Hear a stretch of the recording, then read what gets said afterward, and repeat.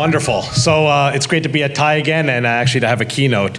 So I'll be talking to you about for the next 30 minutes about big data and my ideas of what's going to be happening next. First, I'm a medical doctor, so I usually have to start with my conflicts of interest. I have just a few. Suffice it to say, at the top of the list, I've started a bunch of companies. I consult for a bunch of companies. You might not want to believe another word I say over the next 30 minutes. I wouldn't blame you. I'm most proud of the bottom right of this slide. Those are all the companies started by my students. More than half my graduate students now start companies, even if they go into academia. And they do this with the most amazing platform in the world. And it's simply data. And it's often big data. It's often open big data. So I'm going to show you how they do it. I'm going to show you how I do it, and maybe I'll convince you this is the most amazing time for biomedical entrepreneurship and innovation. In my lab, we do have a saying that if you want to change the world, you can't just keep writing papers about it. You actually have to file some IP, and if no one licenses that intellectual property, it's up to you to start the company. So that's what we do. So let's get started. We're obviously in this new era of big data. My favorite example of this is the cover of The Economist magazine about 5 years ago, where this guy's collecting ones and zeros with the umbrella. And oh, by the way, so how many of you are on Twitter right now, actually, in the room here? So there's a handful. My Twitter handle is there, and I'm actually live tweeting my own talk, so you can actually follow me for extra features on each slide. So if you follow me, you'll see extra links to articles. There's a link to this Economist article. This is the article from 5 years ago that announced that the human species generates 2 zettabytes of data every year. If you forget your metric prefixes, it goes kilo, mega, giga, tera, peta, exa, zettabyte. And of course, the following year it's 4 zettabytes and 8 zettabytes and 16 zettabytes of data. I'll be the first to admit most of these zettabytes of data are YouTube videos of kittens playing with pianos and yarn. Entertainment value, perhaps no scientific value, but there are scientific data sets into zettabytes. For example, the Large Hadron Collider in Europe generated petabytes of data to help those scientists find out new subatomic particles. By the way, all that data is open. But a better example is NASA. So NASA announced about 2 years ago that with the new orbiting telescopes that they're planning, that by the end of this decade, they think they might be able to generate an exabyte of data every day. In terms of pictures, an exabyte of data every day. Now, there's something interesting about NASA's exabytes already. NASA already admits they generate so many pictures of the sky, there are not enough astronomers on this planet to look at all the pictures, right? So how do they solve this problem? Well, they have something set up called Galaxy Zoo. You can go there, you can take a test, and then you, as a citizen scientist, become the person who actually says, this is a star, this is a galaxy. It's actually up to you.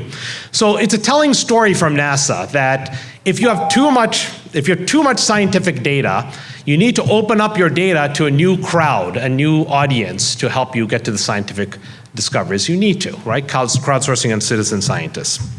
And of course, I'm going to tell you we're there in life science research as well. And we're there because of gadgets like this. Now, I could have shown you a sequencer with blinking lights from Illumina. I could have showed you a mass spectrometer. I could have showed you a proteomics setup. I love showing these. These are gene chips from a company called Affymetrix, actually not too far from here, in Santa Clara, right? Kind of near Intel.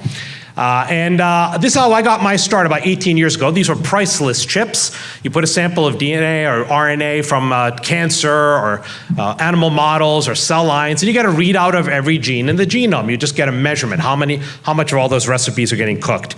And actually, they were priceless when I got started, and now they're so cheap, I carry one in every suit. So this is what they actually look like. I'm holding one in my hand here.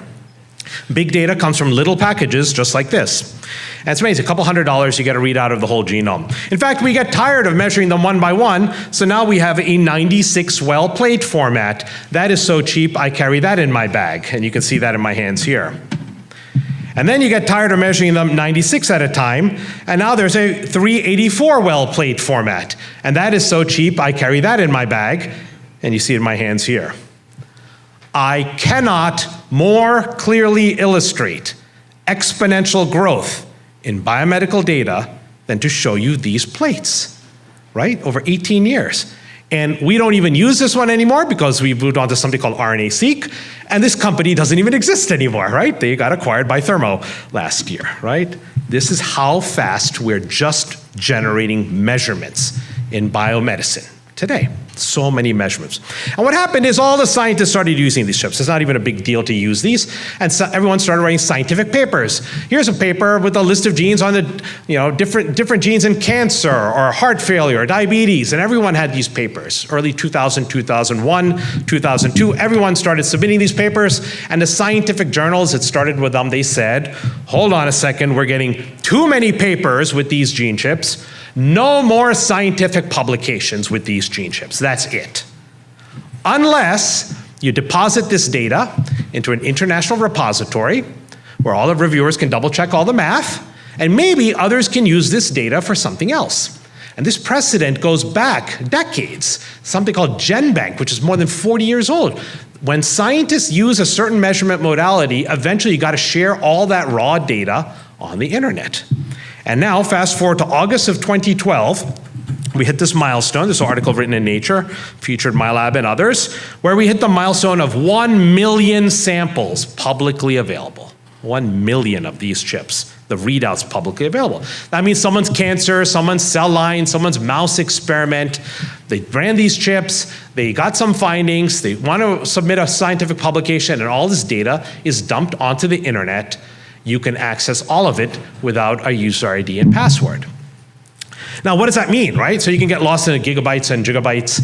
What does it mean? Any researcher at your institution or my institution or any of the pharma companies, biotechs, if they want to start an experiment on breast cancer or prostate cancer or diabetes, they can start with the data instead of starting with patients and a clinical trial and samples and a pipetter. You start with the data. Actually, forget about our scientists. Even a high school child that needs to do a science fair project. Even she can go to these websites. Let's say she wants to do a project on breast cancer. She can type in breast cancer at these websites and click search and find and download 76,000 samples of breast cancer. About as easily as she can find a song on iTunes today, right? 76,105 samples. This is a couple months old. Now, what does that mean, 76,000 samples of breast cancer? If you haven't figured it out yet, that's more samples of breast cancer this high school child can get than any breast cancer researcher in the field. Because every one of them eventually has to submit data into this middle repository. And whoever figures out this data in the middle now has more data than anyone in the field. And maybe it's not breast cancer, it's colon cancer, it's prostate cancer, it's diabetes. Probably someone studied whatever disease you care about in the last 18 years. And all that data is just sitting there, waiting for you. Because everyone who generates this data, what do? They go write their paper, they submit their data, and then they go get another big grant to go get more data collected. And very, very few people know what to do with this data. And all of it's just sitting there waiting for you. Now, actually, the number I like is above the 76,000, 3238. Let's call it 3,200. 3,200 different research groups or research labs have generated data for this repository. Let me tell you what a ridiculous number that is. Let's pretend I'm a brand new researcher in breast cancer. I'm a newbie. I know nothing. And let's say I'm writing a grant on breast cancer, or for the entrepreneurs, let's say I'm starting a company on breast cancer. And I'm going to write a proposal to your business plan. And I propose to you that I can get 3,200 of the best breast cancer labs in the world to get their best characterized patients to run the latest measurement technologies. And I propose to you I can get them to all share their data with me for free. You would laugh me out of the room if I pitched that to you. Why would 3,200 of the best labs in the world give me any data for free? I'm a new researcher in this field, but here it is, just sitting there, waiting for you. So when I think of public big data like this, the phrase I like to use is retroactive crowdsourcing. These 3,200 labs are there to help you, and they don't even know they're helping you. Actually, these 3,200 labs are there to help you, and you don't even know they're helping you, right? And I don't know, if 76,000 samples are still not enough for you, just wait till the end of the year, it'll be 80,000, 90,000. In this half an hour, we'll add another 150 samples to this repository, doing nothing. Someone somewhere is just generating and submitting this data. Now, if you have any doubts a high school kid can do it, here's the high school child that did this, okay? You can see on the left there, this is Brittany Wenger. She's holding the white trophy. She won the top Google Science Fair competition. She's from Sarasota, Florida. I have yet to meet her, though I mention her in all my talks. I think she was a Duke undergrad for a while. And she took off the internet data on breast cancer. This is qPCR data, gene measurements, images, and she created a diagnostic. And with that, she won the top Google Science Fair competition for high school kids when she was 17 years old. I guess she was bored because the following year she did it for leukemia, and she was in the paper all over again for that. And of course, what I mean is if a high school kid can do this, we all can now start to learn how to do this. So what I'm going to show you now here, well, this is what high school kids do, right? What we're interested in is precision medicine, right? And we had a panel talk about precision medicine. Everyone has their own definition for this. To me, the definition, from my definition of precision medicine, is I want to be able to customize the healthcare that I deliver to you. I want to customize that healthcare. I'm going to do it with the measurements I get from you. There might be biological measurements like DNA or proteins or metabolites, but they can also be behavioral measurements. I might get access to them from your smartphone or apps or wearables. But actually, it can't just be about your measurements. I need to have those kinds of measurements on the whole population if I can. And even more importantly, I got to know what medical care did I give to the rest of the population and what worked and didn't work, and then apply it to you. So it's not just personal. I need to have a lot of data on a lot of people and then apply it to you. So that would make it precision. There are three fundamental problems and challenges with precision medicine. The first is diagnostics. The second is therapeutics. And the third is how are we going to get all that information on the population in one place? So all I'm going to do is talk about three anecdotes of how we are trying to address those three challenges over the next 20 minutes or so. Well, the first of those is diagnostics. Well, what's a diagnostic? It helps me as a physician tell if you actually have a disease. I might have imaging diagnostics like an X-ray. I love blood tests. I love protein tests. And so the idea here is, can we come up with better protein-based tests that we can, maybe blood tests or urine tests? And so our first big grant, really when I started as a researcher, was instead of picking cancer or diabetes, go get every human disease. Just go get them all. They're all in the database. Thousands of diseases studied already with these chips. And we start to collect disease and healthy, disease and healthy.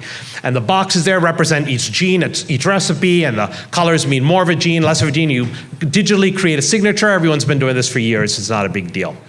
What we do is with these signatures, for the aficionados in the audience, you know these might measure RNA, and we know RNA codes for protein. We're going to go after the protein of these kinds of tests. We did this for cancer, we did this for transplantation. The disease I'm going to spend a moment talking about is this disease called preeclampsia. Raise your hand if you've ever heard of preeclampsia. It's about a third of the audience here. It's usually a third of the audience. This is a third of the audience that watches Downton Abbey because one of the characters dies of this disease. Spoiler alert, if you haven't seen the series. This is when pregnant women have high blood pressure, super high, can lead to a seizure. The mom can die, the baby can die, and this is still how husbands lose wives all around the world. It's a nasty condition. It actually leads to, so it's actually, the obstetricians can treat this by taking the baby out and then using mag sulfates, a particular drug, in 48 hours. Often the mother's fine.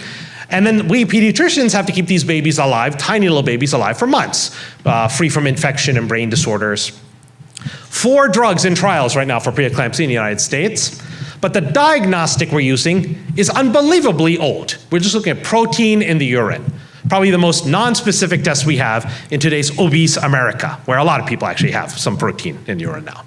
And so we wanted to come up with a new blood test for preeclampsia. So what do? You go to the databases. I showed you breast cancer. You just type in preeclampsia, you download some data sets, hundreds of data sets. People have already studied preeclampsia using these kinds of chips. And so you just imagine a big Venn diagram, right? What's in common across all of these researchers? Give me some markers that all of these researchers are seeing. And you chase that down, you make a blood test out of that. Here's an example of a blood test called hemopexin. The pink means that it's up in preeclampsia, and the green are blood samples from normal pregnant women. And you can see there's a difference there. There's a statistical difference, and you can see the markers across 40 weeks of pregnancy. It didn't matter which age the gestation was. It looks like this is a good blood test. So what do we do in academia? Well, we get some grants. We got the March of Dimes to fund this, and Spark, a seed grant program at Stanford. We wrote some papers. You can see them at the link there. And what do you do next in Silicon Valley? You start a company on this. And this is Carmenta. And we launched this company. We got $2 million of seed financing. People in this audience helped with funding this. And we got launched. We launched a multi-center prospective clinical trial. Now, I'm not going to show you the $2 million to brag about it. It's actually not a lot of money to raise in Silicon Valley, it turns out. I'm showing you the $2 million to point out this is the new way science is going to continue out of academia. We got the grants. We got the papers. If we want to change the world, we got to make a product out of this. And now the science continues in the startup company. We do not know if this is going to work in a prospective study. We got to do that experiment now in the startup company funded by private dollars. So we launched the company. We launched a prospective clinical trial. And in the bottom right, you see, I love this company. We already sold the company. It's already been acquired.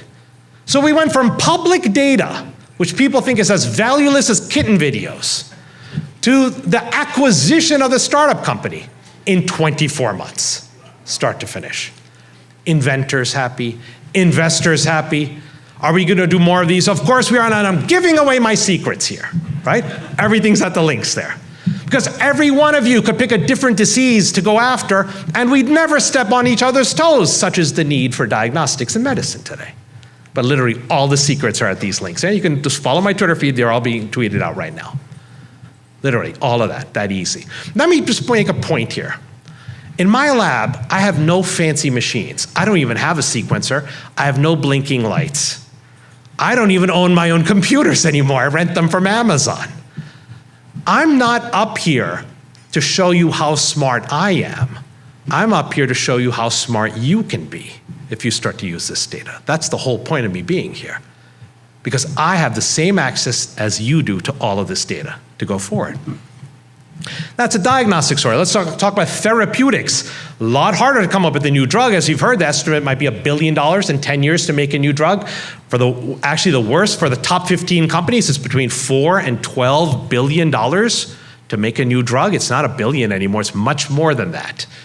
Kind of unsustainable. We need different models, a different way to come up with drugs and pharmaceuticals. I'm not saying I have the world's best example of how to do this, but maybe there's something with public data that we can use.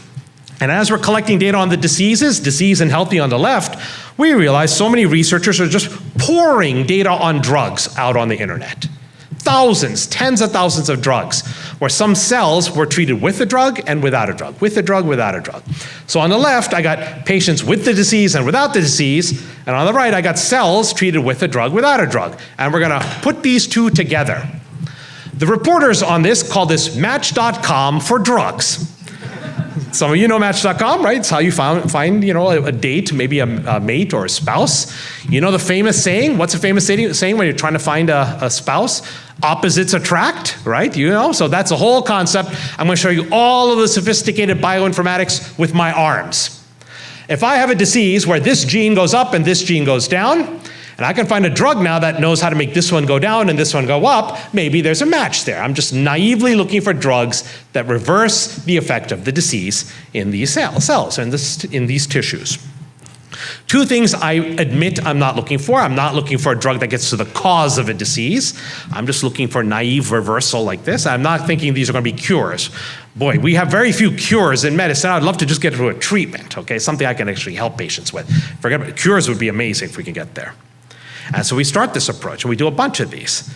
And we've got a lot of success stories. We have a seizure drug working on Crohn's disease. The one that I'm most favorite for is this one. This is my favorite. Came out about 2 years ago, maybe 3 years ago now. We predicted a psychiatric drug, okay? So the beauty here is not just to find new drugs, but to find new uses of old drugs. Drug repositioning, the drugs we're used to. Here's an example where we found a very old drug called imipramine. It's still in the pharmacy for depression, antidepressant. And we predicted it would work on small cell lung cancer. Not a great cancer to have. Humans smoke to get this cancer. You knock out those 3 genes, this mouse has mouse lung cancer. The top left panel there, you can see those nodules. That's a mouse with mouse lung cancer. And on the right, it's treated with this drug imipramine. So what's imipramine again? It's an antidepressant. We don't use it anymore very much because we have newer antidepressants, the serotonin reuptake inhibitors like Prozac. We don't use imipramine because there are some side effects. It can make you sleepy, And in some people, it might set you up for something called QT prolongation. It might set you up for an arrhythmia. Actually, neither of those two side effects sound as bad as having lung cancer, 5% survival rate in 5 years. And the cancer has melted away here in this mouse. It's gone, completely gone with this drug. Why do I love this one? Because we've done dozens. We start with public data. We predict this drug's gonna work. We test cell lines in a petri dish. I'm not even gonna show you that. We get this lung picture 15 months after the computer prediction. We got the IRB, the ethics board approval. We launched a clinical trial on this one. Patients are being dosed on this drug. Total cost of the clinical trial, $50,000.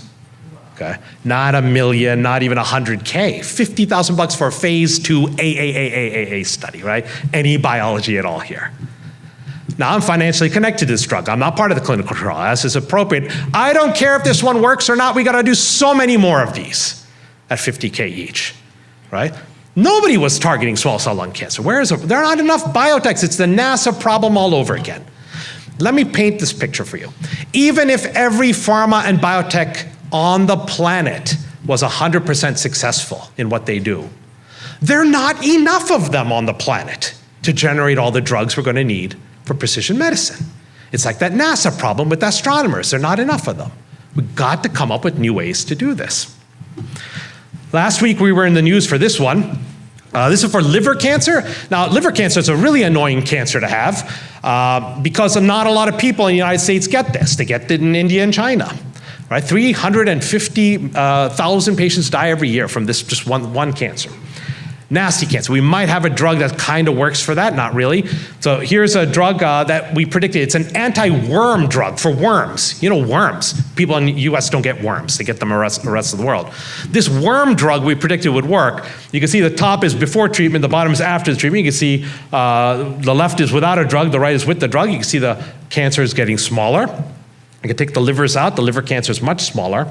This is a worm drug called nicotinamide. The paper came out actually last week, so I didn't put the names on the drugs here on the slide.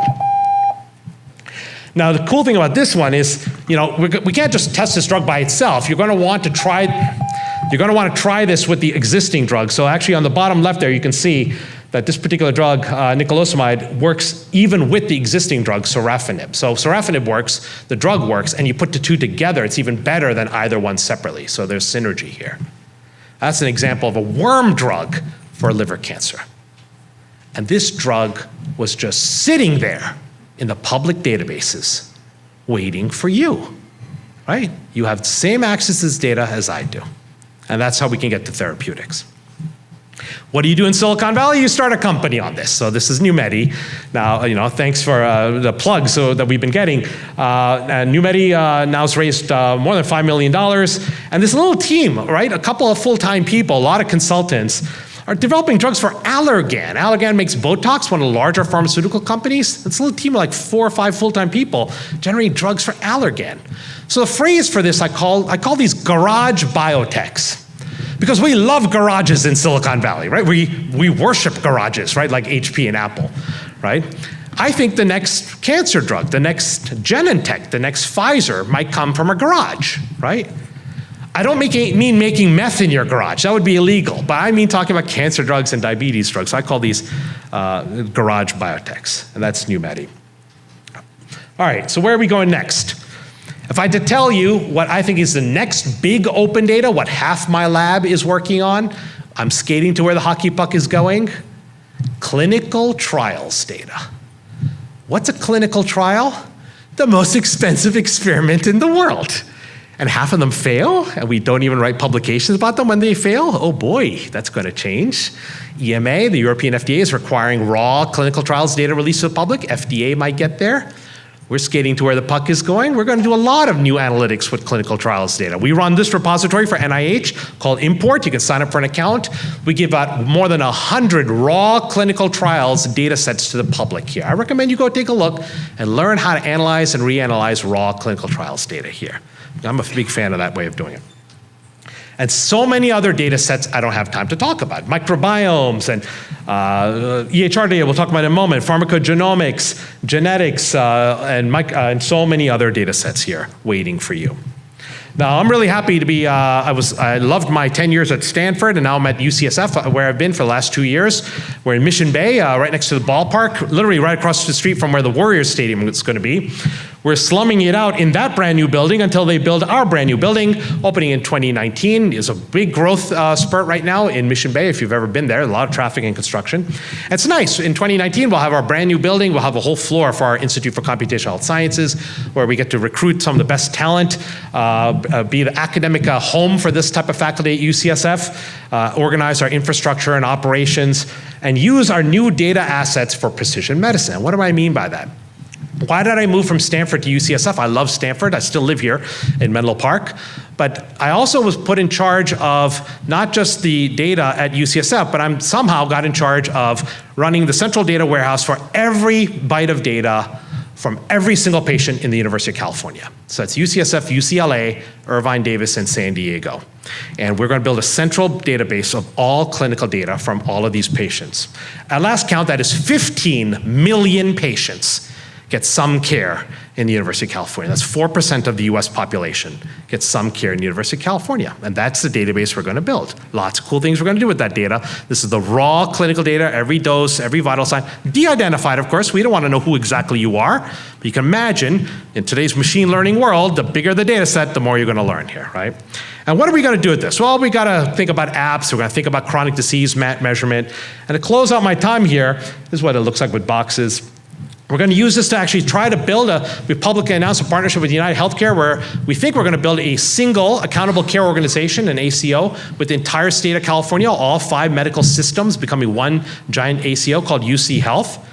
We also use our data to be part of the Precision Medicine Initiative from President Obama, so we will be recruiting more than 10,000 patients, and I recommend for our community in the subcontinent, it's Indians, everyone else, we gotta participate in this. If we don't participate, our bodies, our DNA, our health is not gonna be captured the way it should be to represent the United States. So the All of Us program is now what it's called, Precision Medicine Initiative. We and many others in California will be recruiting patients for that. But what am I planning to do with all this data? What do I like to do with this data? To close it out, I like to build maps. Maps of death and disease. That's kind of morbid, right? Think about Google Maps, it takes you to pleasant destinations. I think about how you're gonna die in the state of California, okay? Here's an example of a map. This is with real California data. On the top left, we see patients coming in with alcoholism. And then they go to the bottom right, which is liver cirrhosis, right? And a year after that, they go back to the left, and they end up with liver abscess, right? So you can zigzag that way, or you can go straight down. Each arrow is a year, and the squares mean that you died of those diseases. So you really don't die of alcoholism, but you die of liver cirrhosis or liver abscess, right? Do you understand the kind of map there? Hannah and Jay helped me make this. Sometimes the maps are a little bit more complicated. On the left, patients show up with a heart attack. That's the first circle, you can die right away. And then you go to the middle circle at the top, heart failure. That means your heart is now too weak to pump. You know, the body needs the blood, but it's too weak. You can die of that. And what happens is the blood kind of backs up into your lungs. It causes the lung disease, the orange circle. And then on the right, you die of sepsis. So sepsis means you have a blood infection. That's a 50% mortality. You hit that circle, half the people in that circle end up dying. It's a 50% mortality when you have sepsis in the United States. So I thought that was kind of unusual. You start with the heart attack, but it's the infection that kills you 3 years later.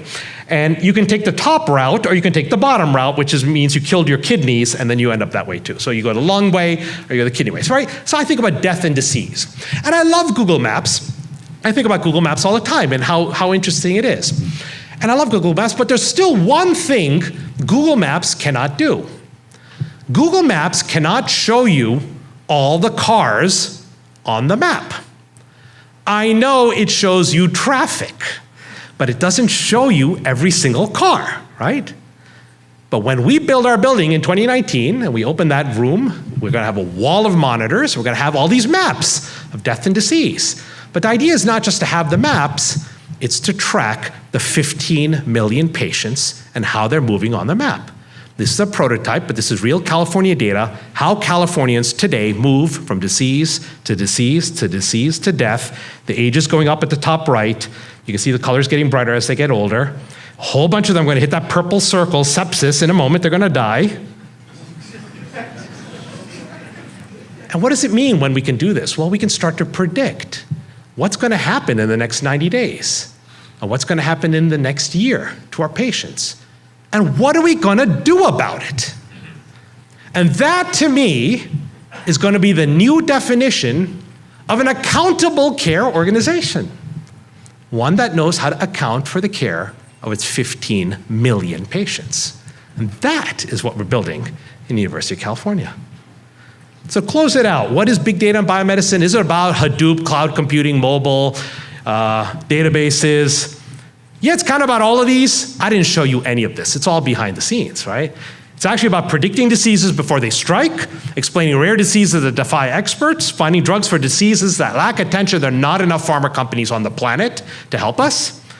Making sure we do the right, safe, cost-effective thing for patients, and all of this is an amazing platform for biomedical and innovation and entrepreneurship. I can sum all this up with one word: hope. This is the way we have to generate drugs and diagnostics in the future. The traditional ways are too slow. The data is just sitting there waiting for you as an innovator or entrepreneur. I just recommend you learn more about this and go crazy with this data. The top scientists generate it all just sitting there waiting for you. I have to thank a long list of people in the University of California who helped me get all this work done with the clinical data warehouse. All of our collaborators at UCSF, at Stanford, and now at UCSF that have helped put all these different projects together, and all the work, and even the startup companies, the co-investors, co-founders. I have to thank UCSF for endowment support. I have 20 NIH grants from these 10 institutes of NIH. The red ones give me more money, the orange ones give me less, but I still love them. March of Dimes, HP, HHMI, juvenile diabetes, stem cell money. I always thank my admin and tech staff, right? We would never get a grant or paper out the door without them. And I always thank my wife, Dharani Deshpande, molecular biologist, biochemist. She reads every major paper grant that comes out of my lab, collaborates with us, starts companies with us now, and lets me go all over the place to give talks like this. Thank you very much.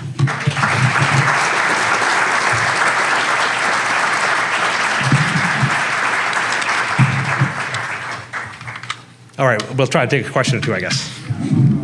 Okay, thank you, Atul. This was a great, I learned a lot, but I've got a question. I've got PhD in information sciences from University of North Texas, and my dissertation, one of the things which I have written is that we have to learn not only getting more data, but we have to learn how to have less data. In Hindi there is a proverb when I was small, जिस गांव जाना ही नहीं उसका रास्ता काहे को पूछना. So that translates it, if you are not going there, why to get something? So the skill lies in, so much data is there. My mind is, I got 8088 chip. If people know what is 8088 chip, it is not 5 Pentium or whatever. So already lot of data, and it takes lot of time to retrieve. My grandson he's impatient, he wants something and I can't respond. So how do we optimize what is not needed? How to screen that? Thank you. Yeah, so the world has changed. You want to use every data set you can get to now, okay? The weird world that I live in is I actually don't trust any one of those researchers who gives me this data. I don't trust any one of them. But I trust what I see from them in common. Right? So the more data I have, the more trust I have, the more believability I have. You could argue back, garbage in, garbage out, but there's not garbage here. This is the best product. In fact, I think this data, the raw data, is the most important export from the Western world. Okay? Let me explain why. We put out so much data that a high school child in Bakersfield or Bangladesh could make a drug with this data, sell it back to us for $1 billion, and we're happy with that story, right? We would gladly pay $1 billion for a new drug, right? The more data, the more amazing it is, okay? Now, when we present findings and results to patients and physicians, we gotta simplify. Data visualization is very important. Presenting risk is very hard to do. There's gonna be areas in all of that. But today, the data is just exploding, and it's just, you want to have as much as you can. And what an amazing world. They give you all this data for free. All of this data I'm talking about. The clinical data, you can't get to that. But everything else I mentioned, all of that is for free right now. Other questions, thoughts, arguments? Yeah, Atul, I have one question. And every time I hear you, I become more and more of your fan.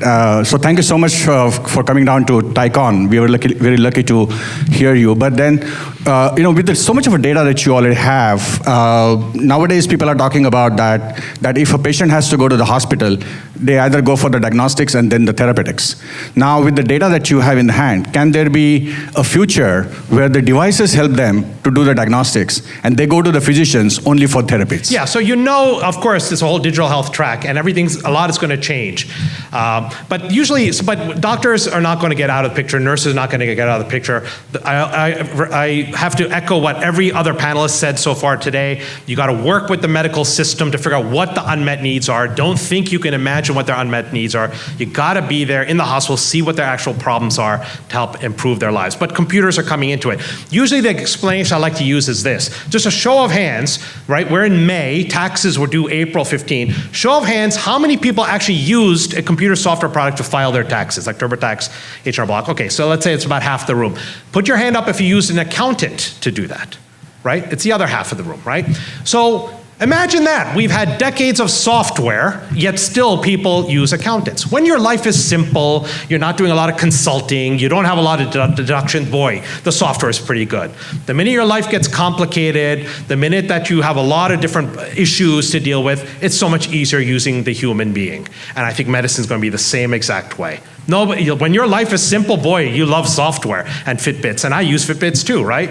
The minute you have cancer, boy, I think you're going to want to talk to people, and all of a sudden you want to talk to more important people and people who are experts. It's just how it's going to be. If we haven't solved that in taxes, why do you think we're going to solve that in medicine yet? Another show of hands I want to just see, and I already know the answer, so I'll just ask it rhetorically.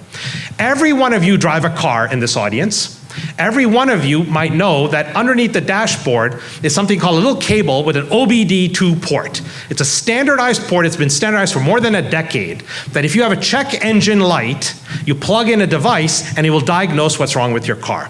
Show of hands, how many people have this device? Okay, 3 people. We have a federal standard. It's an expensive process to diagnose, yet you all still go to people to get this diagnosis made. It's not a standards problem, right? We're too busy. We don't want to have to figure out how to use this thing. We just want to drop the damn car off and get this thing diagnosed. Medicine is like that too. You want to learn medicine, you got all the time in the world to do it. There are a lot of books that are available for free. But if you're busy, you want to get this thing done, you're going to go to an expert. That's why I think experts are never going to get cut out of this picture. Of course, digital medicine is going to take over a lot of this. But it's all easy when you're healthy. The minute you start to get ill, it's where medicine really plays a role. Other thoughts? Comments? There's one more hand here, sure. Still have time. Hi, just a quick question on the democratization of data. Yeah.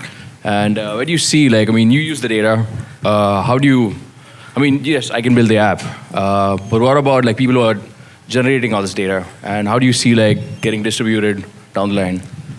Say again, who's distributing? So I publish the data set. Yeah. Tomorrow you find something based on you, the That's expert. Right. So how do I get the benefit? Yeah, how do you get the benefit data? if you're putting the data out there? Great question, right? So today, it's interesting. The people using the data are definitely different than the people depositing the data, right?